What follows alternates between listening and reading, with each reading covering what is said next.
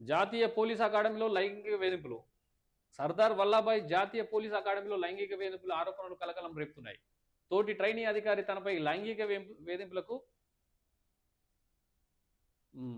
చలో రైట్ న్యూస్కి వచ్చే హెడ్లైన్ వచ్చి తోటి ట్రైనీ ఐపీఎస్ ట్రైనీ మహిళ ఐపీఎస్ ఫిర్యాదు.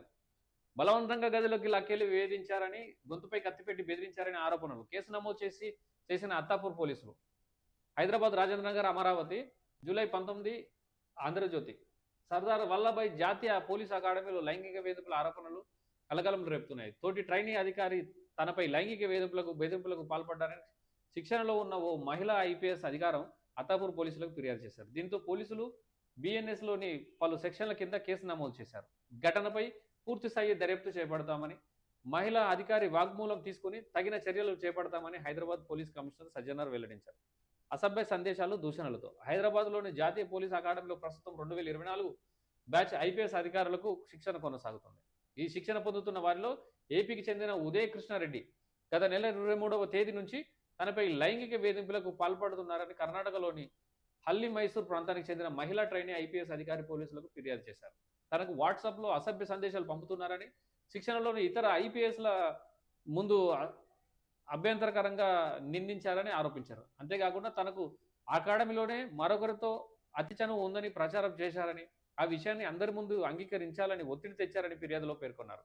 దానికి తను అంగీకరించలేదని, దీనితో ఉదయ్ కృష్ణారెడ్డి ఈ నెల 8న తన ఫోన్ లాక్కుని గదిలోకి తీసుకెళ్లారని, ఫోన్ పాస్వర్డ్ చెప్పాలని వేధించారని, అసభ్యంగా తాకుతూ అభ్యంతరకర చర్యలకు పాల్పడ్డారని ఆరోపించారు. ఈ నెల 9వ తేదీన 9 గంటలకు తనను బలవంతంగా ఉదయ్ కృష్ణారెడ్డి గదికి తీసుకెళ్లారని, తన జుట్టు పట్టుకొని గొంతు నొక్కారని, గొంతుపై కత్తిపెట్టి బెదిరించారని, తనపై కాండం ప్యాకెట్లు విసిరారని ఫిర్యాదులో పేర్కొన్నారు. అంతేకాకుండా ఈ నెల 10న ఉదయం 7:50 సమయంలో తనపై భౌతిక దాడికి పాల్పడ్డారని ఆరోపించారు.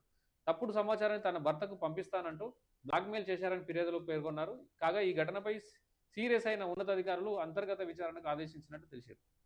ఇక నెక్స్ట్ తెలుస్తుంది కదా, కానిస్టేబుల్గా పనిచేసి ఐపీఎస్కి ఎంపిక. ఏపీలోని ప్రకాశం జిల్లా సింగరాయకొండ మండలానికి చెందిన ఉదయ్ కృష్ణారెడ్డికి కానిస్టేబుల్ టు ఐపీఎస్గా దేశవ్యాప్తంగా గుర్తింపు ఉండడం గమనార్హం. చిన్నతనంలోనే తల్లిదండ్రులను కోల్పోయిన ఆయన నాయనమ్మ సంరక్షణలో పెరిగి చదువుకున్నారు. 2012లో కానిస్టేబుల్ ఉద్యోగం సాధించారు. 2018లో ప్రకాశం జిల్లాలో పనిచేస్తున్నప్పుడు అందరి ముందు ఒక సిఐ చేతిలో తీవ్ర అవమానానికి గురయ్యారు. మనస్తాపంతో రాజీనామా చేశారు. ఐపీఎస్ కావాలనే లక్ష్యంతో యూపీఎస్సీ పరీక్షలు సిద్ధమయ్యారు. 2019 నుంచి నాలుగు సార్లు ప్రయత్నించి విఫలమయ్యారు. 2024లో 350 ర్యాంక్ సాధించి ఐపీఎస్కు ఎంపికయ్యారు.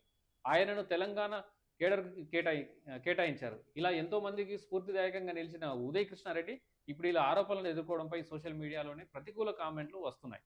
కాబట్టి నెక్స్ట్ ఏం జరిగింది, ఏంటి పరిస్థితి అనేది ముందు న్యూస్లో తెలుసుకుందాం. అంటే ఆయన సూసైడ్ అటెంప్ట్ చేశాడని చెప్పి న్యూస్లో వచ్చింది. ఆయన చికిత్స పొందుతున్నాడని చెప్పి భగవంతుని ఆశీర్వాదాలతో. సో ఆయన మంచి చేశాడా, చెడు చేశాడా, తప్పు జరిగిందా, జరగలేదా అనేది ఏదైనా చట్టం ఉంది, చట్టం చూసుకుంటుంది. కాబట్టి అతని ప్రాణాలను మాత్రం అతను కోల్పోవద్దు, ఆ ప్రాణాలు దక్కాలని చెప్పి, అతను బ్రతుకుండాలని చెప్పి మంచి శాస్త్రచికిత్స ఇచ్చి ఏది జరిగినా ఏదేమైనా ఆయనకు మంచి జరగాలని చెప్పి మనస్ఫూర్తిగా కోరుకుంటున్నా. తర్వాత తప్పు చేసినట్టే ఖచ్చితంగా శిక్ష అనుభవించాల్సిందే, శిక్ష పడాల్సిందే. ఏదైనా పోలీసు విచారణలలో బయటపడుతుంది కాబట్టి సో తదుపరి విషయాలు అయితే మిగతా న్యూస్లో తెలుసుకుందాం.